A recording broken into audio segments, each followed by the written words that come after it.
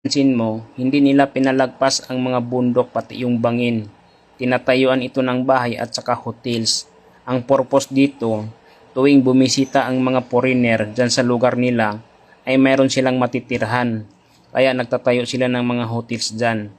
Ang kagandahan sa lugar na yan, bakit gusto nila magtayo ng bahay or hotels sa mga bundok na yan?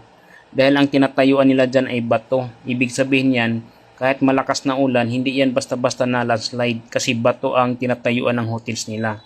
Ito naman kapag pagsapit ng hapon ay maganda siya tingnan, umiilaw-ilaw na siya mga ka-idol.